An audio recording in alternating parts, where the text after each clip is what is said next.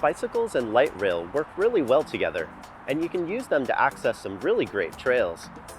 Hi, I'm Bob Swirsel. I'm going to show you which light rail stations have the best access to regional trails in the greater Seattle area. Let's take a look.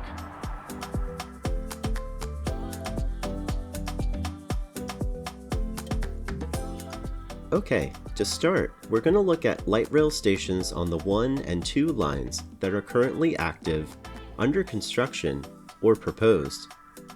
I looked at the following qualities for a good light rail station to regional trail connection: proximity or biking distance, quality of infrastructure, comfort level for the average cyclist, and regional trail connectivity.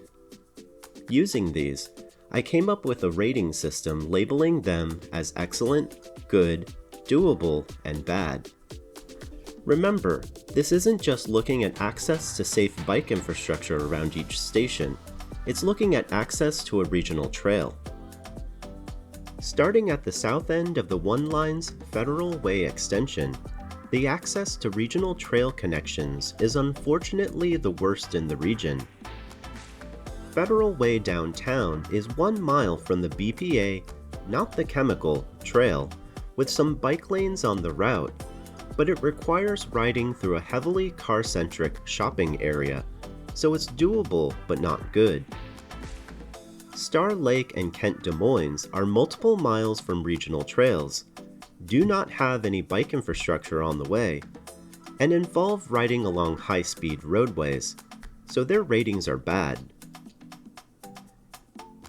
Just south of Seattle, the trail connections are varied. Angle Lake does the best with a short and direct downhill connection to the Lake to Sound Trail and gets a good rating. SeaTac is 2 miles from the nearest trail and forces you to deal with the dangerous Pacific Highway. It's bad. Tukwila International Boulevard is technically on the Lake to Sound Trail route, but it requires 1 mile of riding on paint bike lanes to get to an actual trail, so it's doable but not good. The Boeing Access Road infill station did surprisingly better than expected, as it's going to be just over a half mile from the nearby Green River Trail and has some bike infrastructure along the connection, deserving a good rating. Entering the city of Seattle, the light rail stations in the Rainier Valley have access to the Chief South Trail, which gives gorgeous views of both Tahoma and the surrounding area on its hilly route.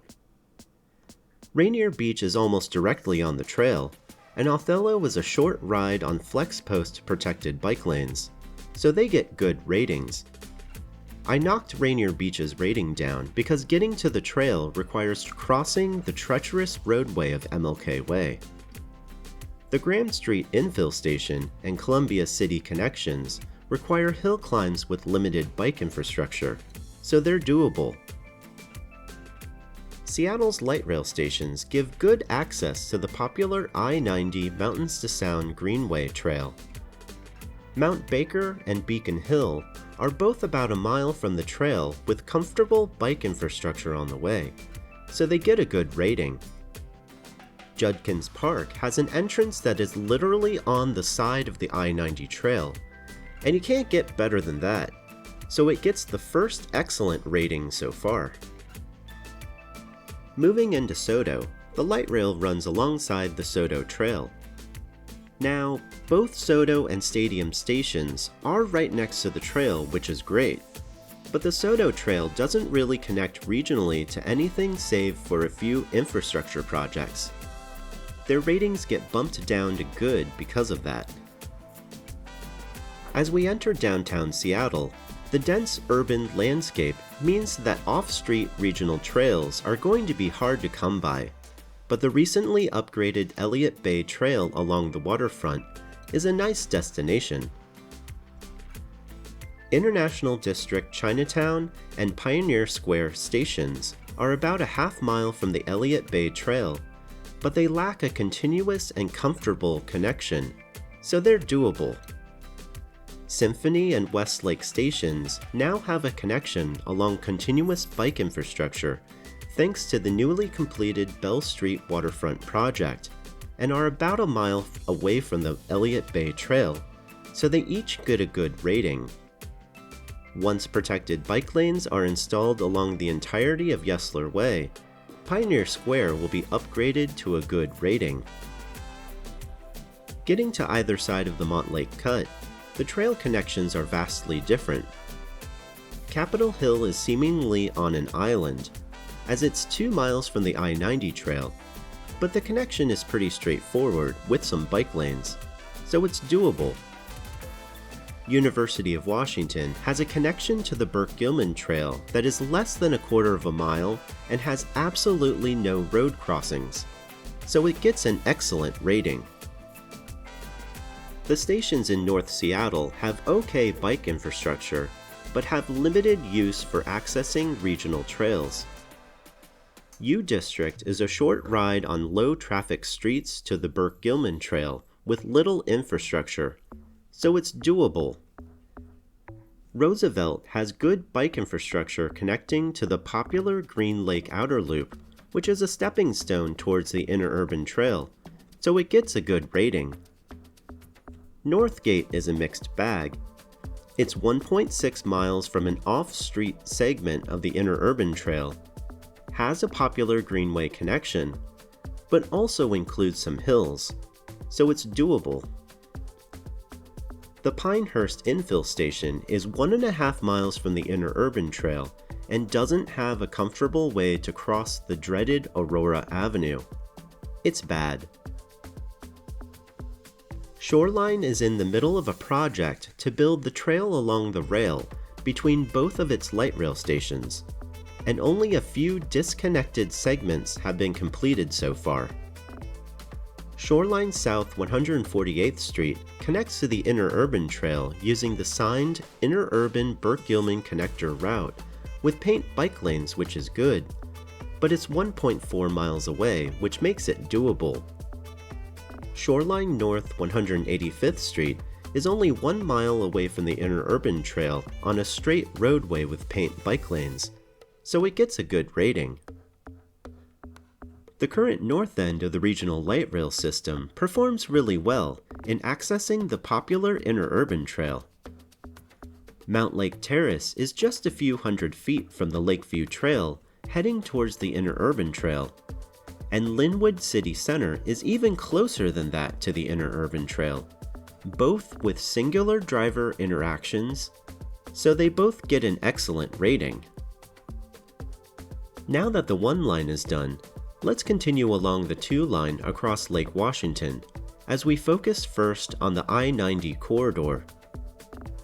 Mercer Island and South Bellevue provide easy access to the popular I-90 trail, so they both get excellent ratings. Bellevue, though its government is resistant to safe biking, still has the wonderful gem of East Rail, which is continually getting extended. East Main is a strange one. It's right next to a nice paved side path running 2 miles to the I-90 trail past South Bellevue Station, which is excellent, but it's not technically a trail, and it doesn't have a good connection to the East Rail less than a mile away, so I'm giving it a good rating. Bellevue downtown is just over a half mile from East Rail and has some bike lanes, but requires dealing with traffic around I-405, so it's doable.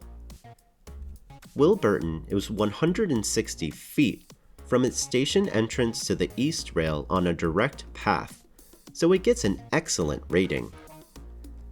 Spring District is almost 3/4 of a mile from the East Rail, with the route almost entirely on side paths, so it gets a good rating.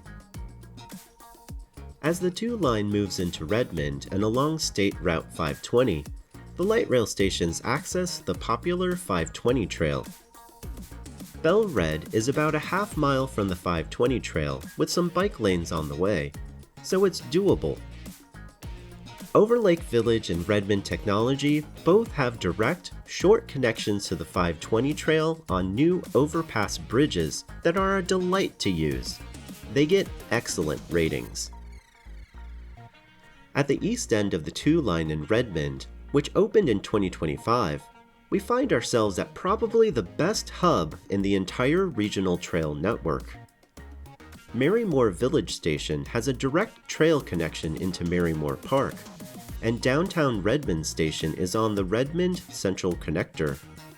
Together, the stations have access to the East Lake Sammamish Trail, Marymore Connector Trail, Sammamish River Trail, Bear Creek Trail, and 520 Trail. They both get excellent ratings. Alright, so here's a chart of the ratings I gave for all of the stations. I fully admit that I made some judgment calls in my ratings, so you may have different thoughts on how each station really fares. This video is the result of a random idea I had while thinking about what light rail stations actually connected to regional trails, and it was partially inspired by the wonderful folks at Move Redmond, who created a set of station access maps for the 2 line. It's important to me that people know how to use the light rail system to access the region's growing trail network without needing to use a car, and I hope this video was helpful. Thank you for joining me for this different style of video. If you want to see more of my content, please like the video and subscribe to my channel. I'll see you next time.